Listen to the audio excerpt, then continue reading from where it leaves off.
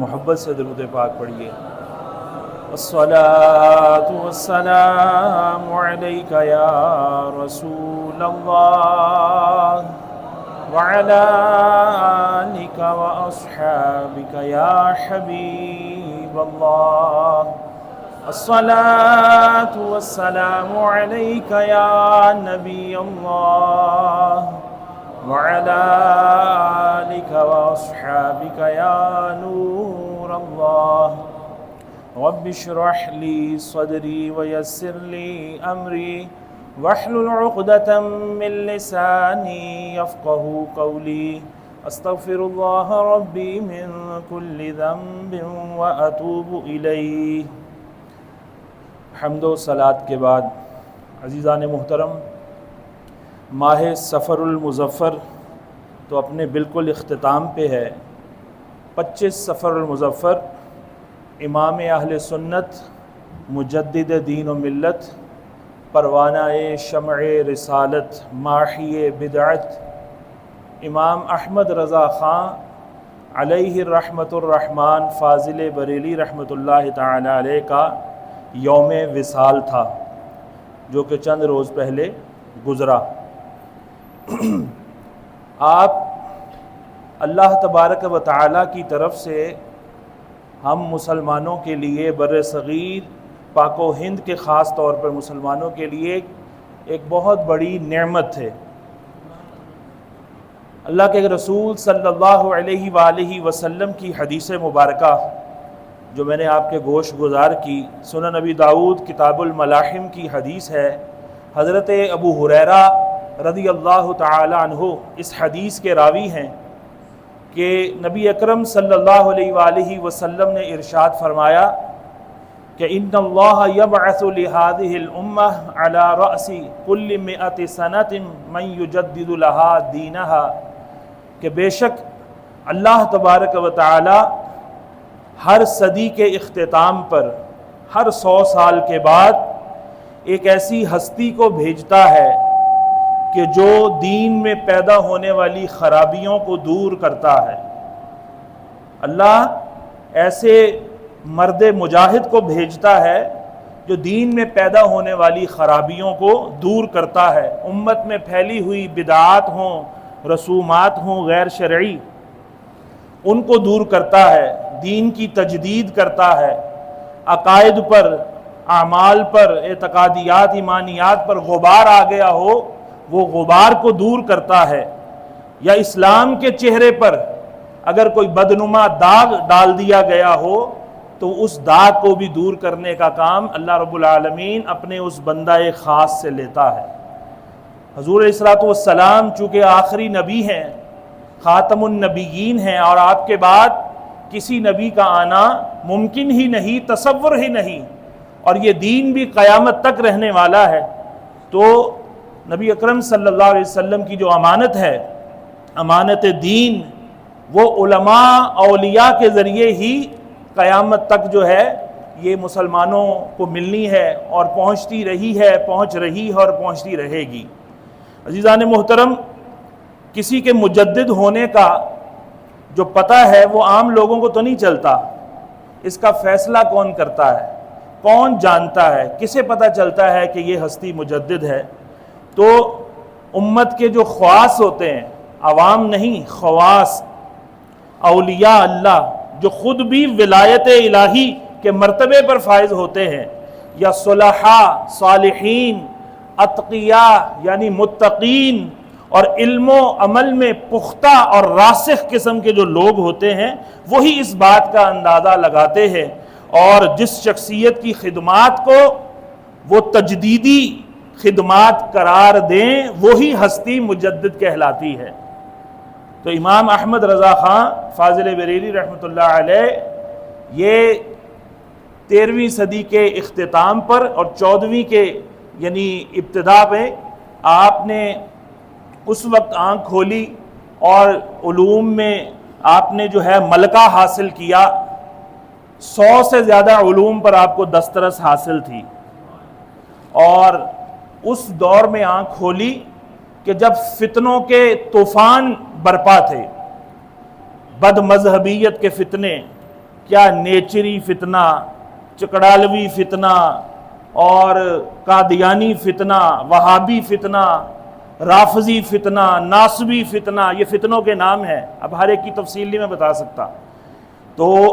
مطلب اتنے فتنے تھے، کوئی جناب حضور صلی اللہ علیہ وسلم کی ختم نبوت کا انکار کر رہا ہے معاذ اللہ، کوئی حضور علیہ الصلوۃ والسلام کے علم سے شیطان کے علم کو زیادہ بتا رہا ہے معاذ اللہ ثم معاذ اللہ، کوئی جہاد کے منسوخ ہونے کا اعلان کر رہا ہے، اپنی نبوت کا پرچار کر رہا ہے، کوئی جناب رسول اللہ علیہ الصلوۃ والسلام کو مردہ ثابت کر رہا ہے، آپ کی نورانیت کا انکار کر رہا ہے، آپ کے اختیارات کا انکار کر رہا ہے، صحابہ کرام کے بارے میں تبرع کوئی کس رہا ہے، کوئی جناب آل رسول رضوان اللہ تعالی علیہم اجمعین کے بارے میں عجیب قسم کے بغض کو پھیلا رہا ہے۔ اس طرح کے فتنوں کا دور تھا۔ تو اعلیٰ حضرت عظیم المرتبت رحمۃ اللہ علیہ انہی حالات کے اندر آپ نے نشو و نما پائی، پروان چڑھے، اور آپ کو ایسی خداداد صلاحیتیں حاصل تھیں، علوم پر ایسا ملکہ حاصل تھا۔ بعض علماء کہتے ہیں 55 علوم پر دسترس تھی، کئی علوم تو ایسے ہیں جس کے جو موجد ہی آپ خود ہیں، موجد ہی، ایجاد کرنے والے ہی آپ خود ہیں۔ یہ خالی ایک دعویٰ تو ہو سکتا ہے کہ ایک جملہ بول دیا اور بات ختم ہوگی، نہیں، کوئی بھی دعویٰ بغیر دلیل کے ہمیشہ مردود ہوتا ہے۔ اس کی دلیل اگر کوئی دیکھنا چاہے اور یہ دعویٰ سچا ہے یہ نہیں، وہ آپ کے لکھے ہوئے فتاوی جات، جو کہ سارے تو جمع ہو ہی نہیں سکے، سب محفوظ ہی نہیں ہو سکے، جتنے محفوظ ہو سکے وہ قدیم جو ہے وہ فتاوی رضویہ کے نام سے العطایہ النبویہ فی الفتاوی الرضویہ آپ نے اس کا نام رکھا، اور یہ 12 قدیم جلدوں میں تھے، بڑی سائز کی جلدوں میں۔ تو لیکن اس کے اندر جو اردو استعمال ہوئی تھی وہ بڑی دقیق تھی، اس کے اندر آپ نے فارسی کے اندر جناب فتووں کے جواب دیے، استفتاء کے یعنی جواب فتوے کی صورت میں، آپ سے عربی میں سوال پوچھا گیا، عربی میں جواب، یا آپ نے جناب ایک سوال کسی نے پوچھ لیا تو آپ نے جواب کے اندر جو ہے وہ پوری کتاب لکھ دی، پورا رسالہ لکھ دیا۔ یہ ایک اور دعویٰ ہو رہا ہے کہ اتنے بڑے دعوے، یہ وہی شخص جو ہے اس پر ایقان اسے حاصل ہو سکتا ہے کہ جو خود اپنی آنکھوں سے اس کا مشاہدہ کرے کہ وہ 12 جلدوں کی جو تخریج کی گئی ہے، جن کتب احادیث، کتب تفاسیر، کتب اصول حدیث، کتب اصول تفاسیر، کتب تصوف، کتب منطق، کتب فلسفہ یا کتب معرفہ، جو بھی جس عنوان سے متعلق، جس علم سے متعلق جو کتابیں تھیں، ان سے حوالے جو اعلیٰ حضرت نے لکھے ہیں، اس کا ثانی نہیں ہے، اس کا جواب نہیں ملتا۔ ایک سوال کسی نے کر لیا کہ حضور جو ہے وہ درود تاج کے اندر ہے دافع البلا ہے، دافع البلا ہے۔ اہل سنت و جماعت کا یہ عقیدہ ہے کہ یہ الحمدللہ بلاؤں کو دور کرنے والے، سب سے بڑی بلا تو کفر کی بلا تھی جو سرکار کے آنے سے دور ہو گئی، اس سے بڑی اور بلا دور کرنے والی اور کون سی ہستی ہو سکتی ہے کہ نبی پاک کا نام آج بھی کوئی لے لے تو اس کا کفر اور سارے کفریہ اعمال جو ہے وہ سارے ڈیلیٹ ہو جاتے ہیں۔ جو آپ کا نام لے کر کلمہ پڑھ کر اللہ رسول کا مومن ہوتا ہے، مسلمان ہوتا ہے، اس کا پیچھے نامہ اعمال میں کوئی گناہ رہتا ہے؟ سب کچھ فارغ ہو جاتا ہے، ڈیلیٹ ہو جاتا ہے۔ اللہ تعالیٰ آج آپ کے نام کی حاجت روائی، مشکل کشائی سے اتنا عظیم جو ہے وہ تحفہ عطا کر رہا ہے کہ جو بندہ دائرہ اسلام میں داخل ہوتا ہے تو ویسے آپ صلی اللہ علیہ وآلہ وسلم کہ جو دیگر آپ کے احسانات ہیں امت پر، صحابہ کرام اس کے عینی شاہد ہیں، مشاہدہ کرتے تھے ان تنگی اور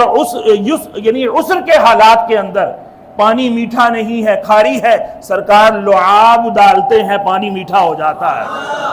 کہیں پانی 1400 صحابہ کا لشکر ہے اور صحابہ پیاسے ہیں، سرکار صلی اللہ علیہ وسلم اپنا دستے مبارک پیالے کے اندر رکھتے ہیں، اللہ پانی کے چشمے جاری فرما دیتا ہے۔ بھئی ہاتھ سے تو نکلے تو خون نکلے، اور خون تو حرام ہے، وہ تو ویسے ہی جائز نہیں ہے، لیکن کیسا معجزہ ہے کہ اللہ رب العالمین سرکار علیہ الصلوۃ والسلام کو ایسے کمالات دیے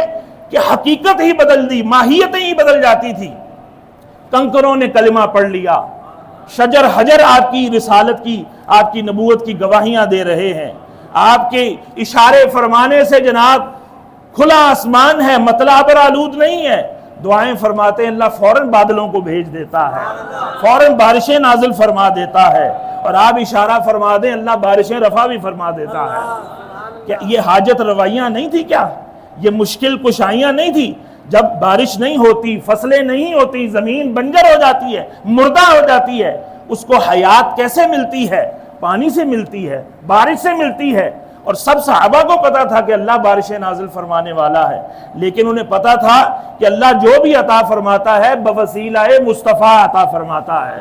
تو وہ دوڑے دوڑے صحابہ کرام علیہم الرضوان کی بارگاہ، یعنی یہ سرکار کی بارگاہ میں آ جاتے تھے، اور سرکار سے جو ہے وہ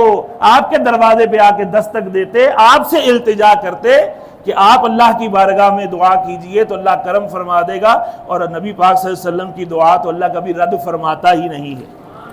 تو اللہ رب العالمین کے محبوب اس طرح دعائیں فرماتے تو اللہ رب العالمین فوراً کرم فرما دیتا۔ تو کسی نے کہہ دیا آپ دافع البلا نہیں ہیں، تو اعلیٰ حضرت سے سوال ہوا تو اعلیٰ حضرت ایک دو دلیلیں دے کے فارغ کر دیتے۔ اعلیٰ حضرت نے اس کے جواب میں نہ جانے 60 آیات غالباً اور 300 احادیث حوالے کے طور پر تحریر فرما کے پوری کتاب ہی جو ہے جواب میں عطا فرما دی۔ اس کا نام الامن والعلا۔ اب جو کوئی وہ پڑھے اس کا ایمان تازہ ہو جائے، وہ مردود نہیں ہو سکتا، کیونکہ ہم سنی عوام بھی پڑھتے ہی نہیں ہیں، علماء کو سنتے ہی نہیں ہیں، کوئی جناب وہ شوق رکھتے نہیں ہیں، بہت کم رکھتے ہیں۔ اس وجہ سے جتنے ہر بندے سے پوچھ لو کہ سینکڑوں محفلیں اٹینڈ کر چکا ہوگا، لیکن اس سے دلیل پوچھیں گے، والا پوچھیں گے، ایک بھی نہیں بتا سکے گا۔ وہ کہے گا پتہ نہیں وہ لنگر کھایا تھا، سب کچھ بھول گیا میں۔ تو بہرحال ہمارا مطمع نظر خالی لنگر ہی ہو، خالی تبرک ہو، مجھے تھوڑا ملا، مجھے زیادہ ملا، مجھے جناب اوپر بٹھایا نہیں بٹھایا، ہاتھ ڈالا نہیں ڈالا۔ جب ان نیتوں سے ہم محفلوں میں شریک ہوں گے، میرا نام اشتہار پہ بڑا لکھا کہ چھوٹا لکھا، مجھے القابات دیے کہ نہ دیے، اور جناب مجھے آگے نہیں بلایا، پروٹوکول نہیں، جب ان نیتوں سے جو آئے گا اس کو علم کہاں سے ملے گا؟ اس کو تو روٹی مل جائے بڑی بات ہے۔ تو اعلیٰ حضرت نے 300 حدیثیں جواب میں ارشاد سرکار کی جو ہیں وہ حوالے کے طور پر دے دی۔ اب 300 حدیثیں یہ نہیں کہ ایک ہی کتاب میں لکھی تھی تو فوٹو کاپی کرائی اور ادھر سے لگا دی، نہیں، فوٹو کاپی تو مشینیں ہی نہیں تھی تب۔ اور کتنی کتب احادیث آپ کی نظر سے جو ہے وہ گزری ہوں گی، آپ کے مطالعہ کے اندر، آپ کی عرق ریزی کے اندر تھی۔ اتنا آپ کا کمال حافظہ تھا کہ ایک کتاب کو ایک دفعہ پڑھتے اور اس کے بعد دوبارہ پڑھنے کی حاجت نہیں ہوتی تھی۔ بلند آواز سے کہہ دیجیے سبحان اللہ۔ اللہ ہمیں بھی ایسے حافظے کی ایک جھلک ہی عطا فرما دے، ایک پرتو ہی عطا فرما دے۔ ہم تو بات کر کے بھول جاتے، بات کرتے کرتے بھول جاتے، پتہ نہیں کون سی بات ہو رہی تھی اور کدھر نکل جاتے ہیں۔ اعلیٰ حضرت کسی سے کتاب اگر لینے کی ضرورت پڑی، آپ کی سوانح میں لکھا ہے، تو آپ نے اس کتاب کا مطالعہ اتنی جناب عمیقانہ نظر، گہری نظر سے کیا، تو دینے والے نے کتاب دی کہ چلو 2-4 دن پڑھ لیں گے تو واپس کر دیں گے۔ تو اعلیٰ حضرت نے اسی نشست کے اندر کتاب پڑھ کر تو واپس بھی کر دی۔ انہوں نے کہا حضرت رکھ لیجئے، کوئی بات نہیں۔ فرمایا کہ نہیں، الحمدللہ میں نے اس کا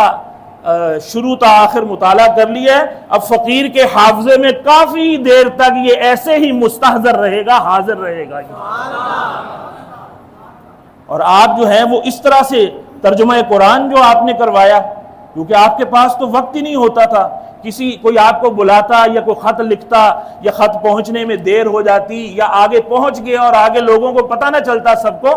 تو کسی ایک نے اس طرح فتاویٰ کے اندر جو ہے استفتاء بھیجا کہ جناب آپ تو لفٹ ہی نہیں کراتے۔ اب میں اپنے الفاظ میں کہہ رہا ہوں، مفہوم بیان کر رہا ہوں کہ آپ تو لفٹ ہی نہیں کراتے، اور جناب آپ کو تو ہم نے کہا تھا جو آپ نے رسالے لکھے ہیں اور چھاپے ہیں، چھپوائے ہیں، ہم ان کے پیسے بھیج دیتے ہیں، ہم تو پیسے دینے کے لیے بھی تیار ہیں، لیکن جناب نے بھیجے ہی نہیں ہیں۔ ہماری انجمن آپ کو پیسے دینے کے لیے تیار ہے، تو جناب نے بھیجا ہی نہیں۔ آپ کی مہربانی ہے کہ جو کچھ آپ نے لکھ کر چھاپا ہے وہ ہمیں پیسوں کے عوض ہی بھیج دیجئے، اور اس طرح کی باتیں لکھی۔ تو اعلیٰ حضرت عظیم المرتبت رحمۃ اللہ علیہ جواب میں لکھتے ہیں، میں اپنے الفاظ میں بیان کر رہا ہوں، کہتے ہیں کہ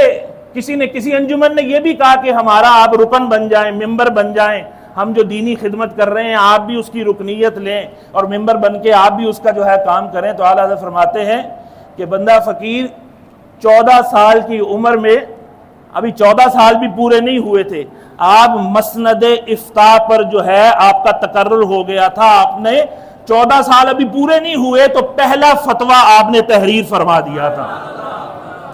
اور کہتے ہیں 14 سال سے لے کر تا دم تحریر، جس وقت میں یہ تحریر لکھ رہا ہوں، الحمدللہ اتنا جو اللہ نے مجھ سے کام لیا ہے، اور تحدیث نعمت کے لیے بیان کر رہا ہوں کہ میرے پاس اتنی فرصت ہی نہیں ہے۔ کوئی مجھے مغرور کہتا ہے، یہ اعلیٰ حضرت کے الفاظ ہیں، اس وقت بھی جو اپنے عالموں سے حسد کرنے والے موجود تھے، اس وقت بھی حسد جو ہے کرنے والے موجود تھے، وہ کہتے کوئی مجھے کہتا ہے کہ یہ نخرہ کرتے ہیں، یہ تو جناب لفٹ نہیں کراتے، یہ تو جناب بڑے مغرورے ہیں، یہ تو جواب ہی نہیں دیتے، یہ تو جناب ادھر دھیان ہی نہیں کرتے۔ فرمایا کہ کوئی شخص بھی، چیلنج دیا اعلیٰ حضرت نے کہ کوئی شخص بھی میرے پاس آئے اور یہاں آ کر میرے پاس قیام کرے، چند لمحوں کے لیے کرے، چند راتوں کے لیے کرے، چند مہینوں کے لیے قیام کرے، اور آ کر دیکھے کہ فقیر کے پاس اگر کوئی وقت، کوئی لمحہ، کوئی دقیقہ، کوئی سیکنڈ یا ساعت جو ہے اگر فالتو، فضول یا مصروفیت سے خالی کوئی گزرتا ہے تو مجھے وہ کہہ دے کہ اس لمحے میں آپ فلاں کام کر لیں جو آپ نہیں کر سکے، تو انشاءاللہ میں اس کی بات ماننے کے لیے تیار ہوں۔ فرماتے ہیں مجھے اتنا وقت ہی نہیں ملتا،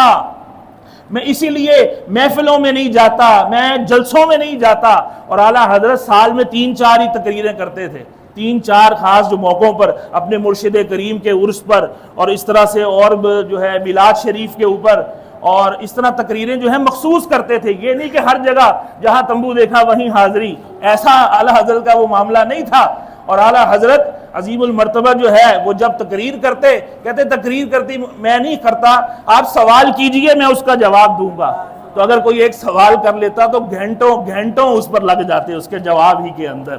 اور کسی نے کہا حضور اتنا کرم فرمایا ہے، آپ تفسیر بھی لکھ دیجئے، امت پر بڑا احسان ہوگا۔ فرمایا کہ میں نے ایک دفعہ ارادہ کیا تھا کہ میں جو ہے وہ تفسیر لکھوں، تو سورہ والضحیٰ جس میں خصوصی شانیں سرکار کی بیان ہوئی ہیں، فرمایا میں نے اس پہ قلم اٹھایا تو اسی پر 80 جز لکھے گئے۔ اب وہ پتہ نہیں ایک جز وہ 20 صفحوں کا تھا کہ 50 صفحوں کا تھا۔ ہم نے جو آج کے دور میں جز دیکھے ہیں، میں نے 32 کے 36 تفسیر کبیر کے یا اس طرح وہ اجزاء لکھے ہوتے ہیں، تو وہ اس کی 16 جلدیں ہیں۔ اب یہ جو مطبع ہوتے ہیں، ناشر ہوتے ہیں، کوئی 16 بنا دے گا، کوئی 36 بنا دے گا، کوئی 32 بنا دے گا، تو اقل مقدار بھی لیں، 10-12 جلدیں بھی لیں۔ فرمایا کہ وہ سورہ والضحیٰ کی تفسیر اتنی بڑی ہو گئی تو میرے پاس اتنی زندگی کہاں ہوگی کہ میں پورے قرآن کی الحمد سے لے کر والناس تک جو ہے وہ تفسیر لکھ سکوں۔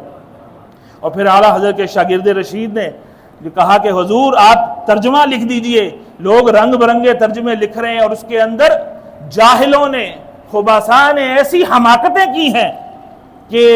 نہ اس میں الوہیت کی شان کا خیال رکھا، اللہ کی شان کا، اللہ کے تقدس کا خیال نہیں رکھا، انبیاء کے بارے میں ان کی شان سے ہلکے الفاظ استعمال کیے ہیں، گناہوں کی نسبتیں، عیبوں کی نسبتیں جو ہیں وہ ان کی طرف کی ہیں۔ تو حضور کرم فرما دیں۔ تو اعلیٰ حضرت چونکہ فتویٰ نویسی اتنی کرتے تھے اور اتنے فتویٰ استفتاء آپ کی بارگاہ میں آتے تھے کہ وقت آپ کو میسر نہیں ہوتا تھا، تو جناب اعلیٰ حضرت فرماتے ہیں کہ رات عشاء کے بعد صاحب بہار شریعت ہی مولانا امجد علی اعظمی رحمۃ اللہ علیہ، انہی کو آپ ارشاد فرماتے ہیں کہ آ جایا کریں تو فقیر آپ کو جو ہے وہ ترجمہ املا کروا دے گا۔ تو مفتی امجد علی اعظمی صاحب آپ تشریف لے جاتے اور کہتے ہیں کہ وہ آیتیں پڑھتے جاتے ہم، تو اعلیٰ حضرت فرور اس کا ترجمہ لکھوائی جاتے۔ اب ترجمہ یہ عالم، عام عالم بھی نہیں کر سکتا ہوتا تو پھر 500 ترجمے بھی مارکیٹ میں اویلیبل ہوتے۔ یہ بہت ہی محتاط قسم کے علماء جن کو تائید ربانی حاصل ہوتی ہے،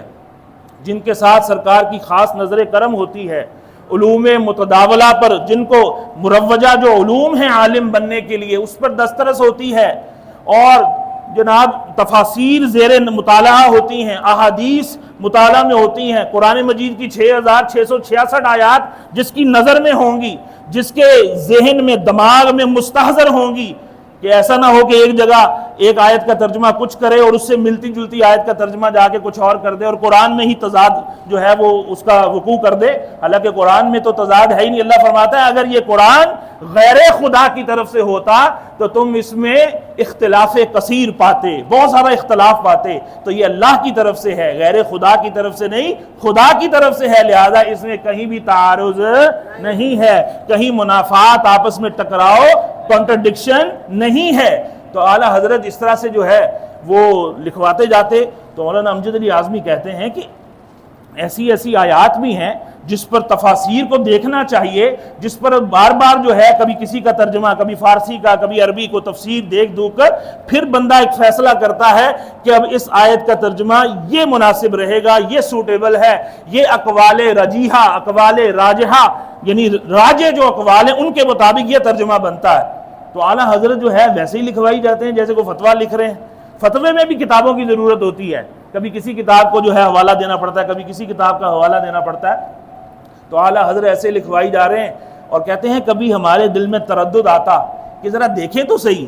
کہ یہ جو آیت آئی ہے اس کا ترجمہ یہی بنتا ہے یا کوئی اور اقوال بھی اس میں ہیں۔ کہتے ہیں کئی کتابوں کو جب تفسیروں کو ہم کھنگالتے اور کھنگالنے کے بعد ان کی جو ہے گہرا مطالعہ کرنے کے بعد جب ہم نتیجہ نکالتے تو رب کعبہ کی قسم وہی نتیجہ نکلتا جو اعلیٰ حضرت نے اس ترجمے کی صورت میں لکھوایا ہوتا۔ بتائیے یہ کام تائید الہی کے بغیر ممکن ہے؟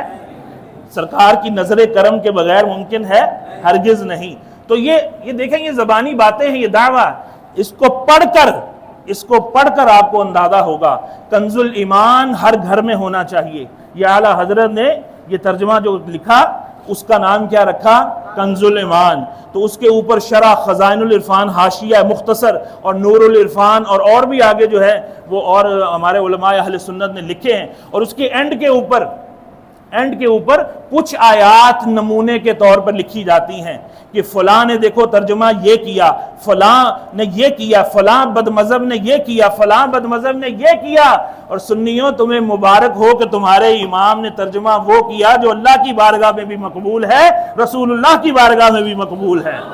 اور گستاخیوں سے پاک ہے، توہینوں سے پاک ہے، جس میں شان الوہیت کا بھی خیال رکھا گیا ہے،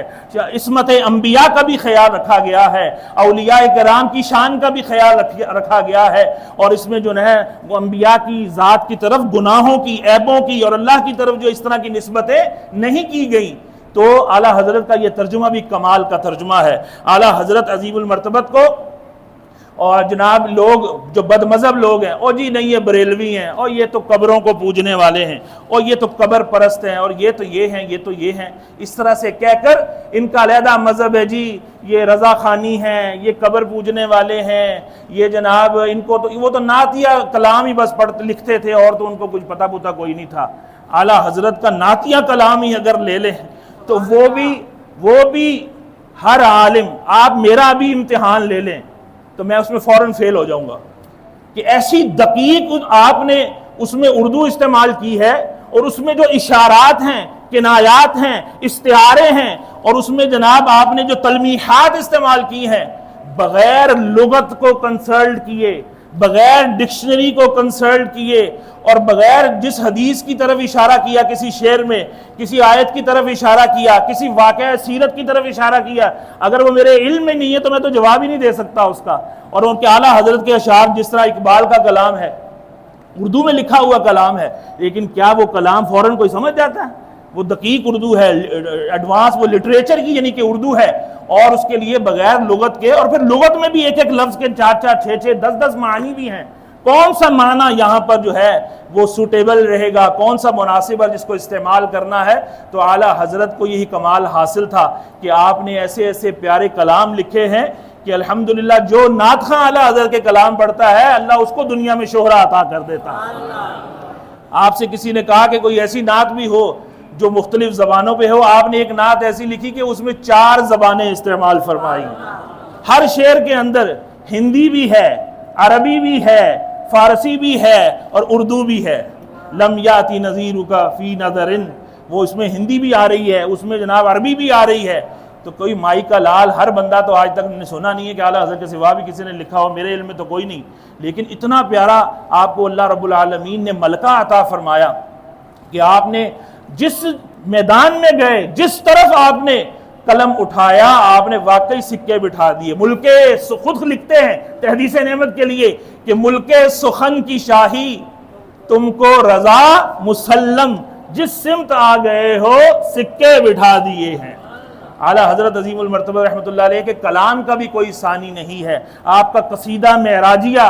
آپ کا یہ سلام جو شرق و غرب میں، عرب و عجم میں مشہور ہے کہ دوسری زبانوں والے بھی اس کے الفاظ اردو میں سیکھنے کو فخر کا باعث سمجھتے ہیں کہ مصطفیٰ جان رحمت پہ لاکھوں سلام، شمع بزم ہدایت پہ لاکھوں سلام۔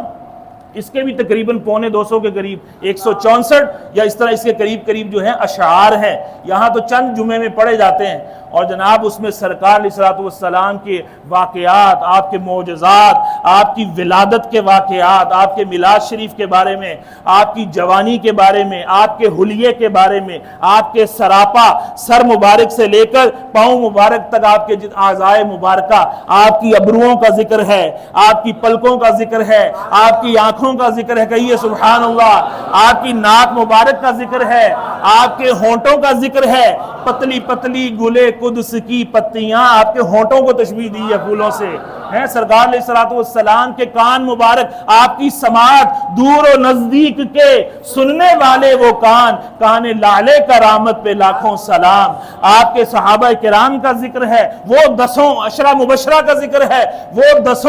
جن کو جنت کا مجدہ ملا، اس مبارک جماعت پہ اہل سنت کا ذکر ہے، بے حساب و کتاب و عذاب و عتاب، آگے پیچھے الفاظ ہو سکتے ہیں، تابد اہل سنت پہ لاکھوں سلام۔ اعلیٰ حضرت کی جو ہے وہ اتنا آپ کو کمال حاصل تھا اور اتنی محبت تھی آپ کو صحابہ و اہل بیت سے اور سرکار علیہ الصلوۃ والسلام سے کہ آپ کے اصحاب کا ذکر کیا، آپ شہدائے جو ہے بدر کا ذکر کیا، شہدائے احد و حنین کا ذکر کیا، اور جناب خلفائے راشدین کا ذکر کیا، عشرہ مبشرہ کا ذکر کیا، اور اس کے بعد غزوات کا ذکر ہے، آپ کی ازواج مطہرات کا ذکر ہے، آپ کی آل پاک کا ذکر ہے، اور اعلیٰ حضرت عظیم المرتبہ نے یعنی سکے واقعی بٹھا دیے، اتنا عظیم آپ نے کلام لکھا اور فرمایا کہ قرآن سے میں نے نعت گوئی سیکھی، یعنی رہے آداب شریعت ملحوظ۔ فرمایا یہ نعت کا میدان ایویں نہیں کہ ہر کوئی جناب خالہ جی کا باڑا ہے کہ ہر بندہ قلم اٹھاتا ہے اور کفریہ شرکیہ اور کیا کیا جو ہے وہ اشعار لکھ دیتا ہے، اور اس کے اندر جناب کسی کو جو ہے غیر نبی کو نبیوں سے زیادہ بڑھا دیتا ہے، شان رسالت بیان کرتے کرتے شان الوہیت کی کئی توہین کر بیٹھتے ہیں۔ فرمایا کہ یہ تلوار کی دھار جیسی یہ راہ ہے، ذرا سا آگے بڑھے تو آپ جناب وہ شرک کی وادی میں داخل ہو گئے، اور ذرا سا پیچھے ہٹے تو آپ جو ہے وہ توہین رسول، تنقیص رسول کا ارتکاب کر بیٹھے۔ تو تلوار کے اوپر جیسے چلنا ہوتا ہے اسی طرح یہ راہ ہے۔ تو میں نے جو یہ نعت وہی سیکھی ہے، میں نے قرآن سے سیکھی ہے، یعنی رہے آداب شریعت ملحوظ، نہ ہی اس میں افراط ہوا نہ ہی اس میں تفریط ہوا۔ تو اعلیٰ حضرت عظیم المرتبہ چونکہ آپ بریلی کے رہنے والے تھے، اور جس طرح ہم لاہور کے ہیں، پاکستان کے ہیں تو پاکستانی کہلاتے ہیں، صوبہ پنجاب کے ہیں تو پنجابی کہلاتے ہیں، لاہور کے ہیں تو لاہوری کہلاتے ہیں، تو کوئی فتویٰ تو نہیں ہے شرک وغیرہ کا؟ اللہ نے تو ہمارا نام مسلمان رکھا ہے اور ہم کہتے ہیں لاہوری، ہم کھوکھر ہیں، ہم خواجہ ہیں، ہم شیخ ہیں، ہم چودھری ہیں، ہم جناب چٹھا ہیں، ہم جناب فلاں، کتنی ذاتوں کتنے القابات صاحب کے اور لاہ کے لگا لگا کے اپنے نام وزٹنگ کارڈ کے اوپر ہم نے چھپوایا ہوتا ہے، نیم پلیٹ اپنی جناب گھروں کے باہر دفتروں کے باہر لگائی ہوتی ہے، اور کوئی فتویٰ نہیں لگاتا کہ بھائی حضرت اللہ نے تو آپ کا نام مسلمان رکھا تھا، ہوا سماکم المسلمین، تو چودھری تو نام تو اللہ نے آپ کا رکھا نہیں ہے، خواجہ تو نام آپ کا رکھا نہیں ہے، چٹھا تو نام رکھا نہیں ہے، ڈاکٹر تو آپ کا نام رکھا نہیں ہے، انجینئر تو اللہ نے آپ کا نام رکھا نہیں ہے، محقق اور مدرس اور مفتش یہ نام تو رکھے نہیں ہیں، تو آپ نے اتنے نام آگے پیچھے لگائے ہوئے ہیں۔ تو اس پر تو جناب کو شرک کا فتویٰ لگا دیں معاذ اللہ، یا قرآن کی احکامات کی خلاف ورزی کا کوئی فتویٰ لگا دیں تو کوئی نہیں لگاتا، اس پر سارے راضی ہیں۔ اور اگر ہم لکھ دیں کہ جناب الحمدللہ ہم محمدی ہیں، اللہ والے ہیں، رسول اللہ والے ہیں، اور ہم حنفی ہیں، فوراً کلہاڑا اور چاپڑ آئے گا، او ہو تم تو مشرک ہو گئے، اللہ نے تمہیں مسلمان رکھا، کہتے اسی حنفی ہاں، کہتے جی بریلوی، او ہو یہ تو تم نے پتہ نہیں کیا کر دیا۔ بھائی تم بھی اپنے نام کے سارے سابقے لاحقے اتارو، اپنے القابہ، ایک دفعہ زندگی میں حج کر آتے ہو تو وہ حاجی کا ٹائٹل جو ہے وہ کیلوں سے ٹھوک کے اپنے نام کے ساتھ لگا دیتے ہو کہ میں تو حاجی فلاں ہوں، اور دن میں جو 5 دفعہ بیچارہ غریب نماز پڑھتا ہے اس کو حق نہیں کہ وہ بھی اپنے نام کے ساتھ نمازی رفیق، نمازی رشید نام رکھ لے، اس کو بھی تو حق حاصل ہے۔ لہذا ایک چھوٹا سا کام آپ کر کے، ہے تو عبادات میں بہت بڑا کام، لیکن اس کی جو تحدیث نعمت کے لیے کوئی رکھتا ہے، یا ویسے جو ہے ہمارے عرف میں چل پڑا کہ حاجی ساتھ لگاتے ہیں، تو اس پر کسی کو اعتراض نہیں۔ اور اگر ہم اپنی نسبت اللہ کے جو ہے اولیاء سے کریں کہ ہم قادری ہیں، عبد القادر جیلانی رضی اللہ تعالیٰ عنہ سے نسبت رکھنے والے ہیں، ان کی غلامی کا دعویٰ کرنے اور دم بھرنے والے ہیں، تو فوراً کوئی مشرک بنا دے گا، تمہیں تو مسلمان رکھا، تم نے یہ کر لیا، تم نے جناب سیکٹس بنا لیے ہیں، تم نے ایسا کر لیا ویسا کر لیا۔ سیکٹ ان لوگوں نے بنائے ہیں جنہوں نے خلاف اسلام عقائد گھڑے ہیں۔ سارے قرآن میں حدیثوں میں ہے کہ اللہ نے نبیوں کو علم غیب دیا ہے، جو کہتا ہے نہیں دیا اس نے فرقہ واریت کی بنیاد رکھی۔ اللہ نے آپ کو آخری نبی بنایا، جس نے کہا کہ نہیں بنایا اس نے فرقہ واریت کی بنیاد رکھی۔ اللہ نے آپ کو حیات ابدی عطا فرمائی ہے، حیات حقیقی عطا فرمائی ہے، موت کا ذائقہ چکھنے کے بعد بھی انبیاء زندہ ہوتے ہیں، ان کی زندگی کا ہمیں شعور نہیں، ہمیں شہید کی زندگی کا شعور نہیں، تو شہید جس کا امتی ہے ان کی نبیوں کا، ان کی زندگیوں کا شعور ہمیں کیسے آ جائے گا؟ بولیے۔ اللہ فرماتا ہے یہ شہید جو ہمارے سامنے ٹکڑے ٹکڑے ہوا، جو ہمارے سامنے جو ہے جس نے موت کا جام پیا، وہ مرا ہوا ہے، موت اس کو آ گئی ہے، اور اللہ فرما رہا ہے نہیں یہ مرا ہوا نہیں ہے، یہ زندہ ہے، بل احیاء۔ اللہ رب العالمین بل ارشاد فرما رہا ہے، ادرابیہ پچھلے ماہ قبل کلام کی جو ہے وہ تردید کرتے ہوئے کہ بلکہ یہ زندہ ہے، تمہیں شعور نہیں ہے، تمہاری یہ چھوٹی سی عقل میں یہ بڑی والی بات آ سکتی؟ انہیں اللہ رزق بھی دیتا ہے، یہ اللہ کے ہاں خوش بھی ہوتے ہیں نعمتیں پا کر، تمہیں ان کی زندگی کا شعور نہیں، اور زبان سے بھی ان کو مردہ نہیں کہنا، اور دل میں بھی ان کو مردہ گمان نہیں کرنا، یہ زندہ ہیں۔ اور یہ جن کی امت سے ہیں ان کا مقام کیا ہوگا، ان کی حیات کا عالم کیا ہوگا؟ تو اعلیٰ حضرت عظیم المرتبہ نے کہ سارے عقائد، حیات انبیاء کا اور جناب علوم انبیاء کا، نور مصطفیٰ کا، میلاد مصطفیٰ کا، اور جناب ساری چیزیں جو ہیں اپنے فتاوی جات کے اندر آپ نے تحریر فرمائی ہیں، تو اس کے اندر اتنا وقت بھی لگایا جائے یہ ناکافی ہے۔ اعلیٰ حضرت رحمۃ اللہ علیہ سے میں نے عرض کیا کہ لوگ کہتے ہیں جی یہ قبروں والا معاملہ ان کا بڑا ہے اور ایسے ہے ایسے، اعلیٰ حضرت کی ایک دو باتیں صرف ارشاد فرماتا ہوں، کیونکہ جن کے بارے میں الزام ہوتا ہے نا کہ جناب یہ تو ایسے کوئی جو تعلیمات جو ہیں وہ دے گئے ہیں، جب تک ان کی تحریر ہم نہ پڑھیں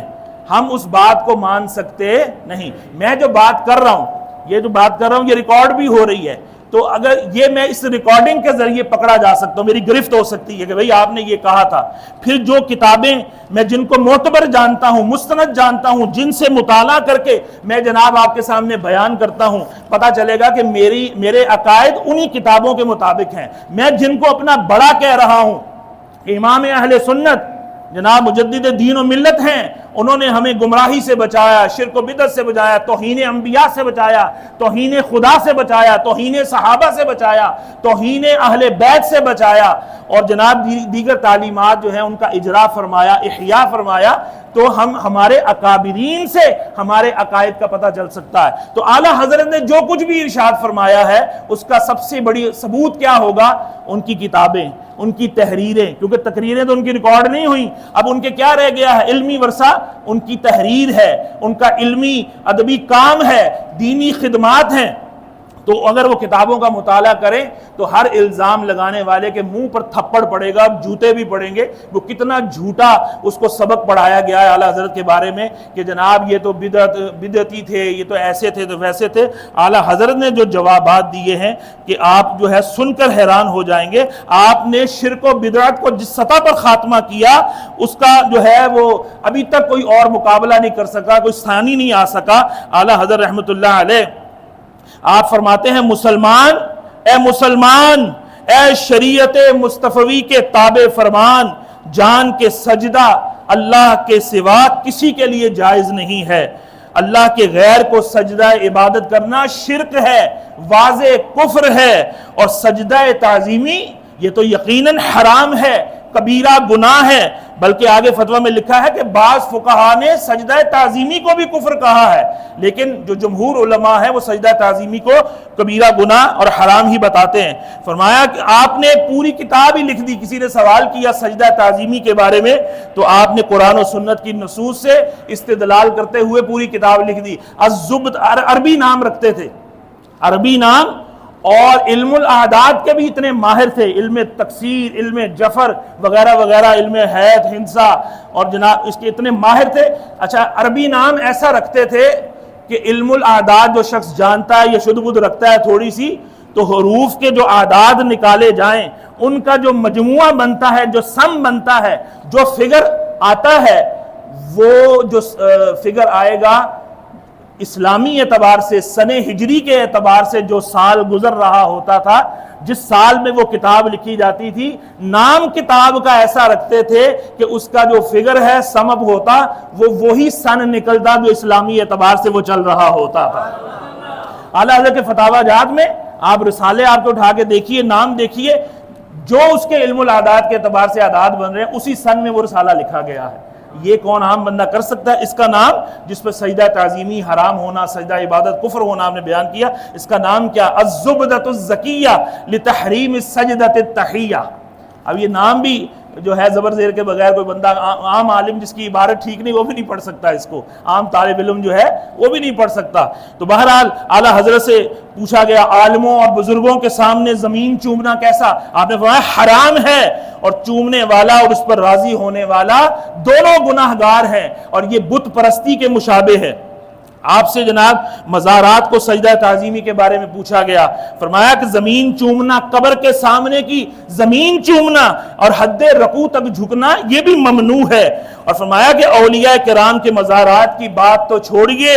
سید المرسلین صلی اللہ علیہ وآلہ وسلم کے روضہ انور کی زیارت اور سلام کے لیے جب آپ جائیں حاضری کے موقع پر،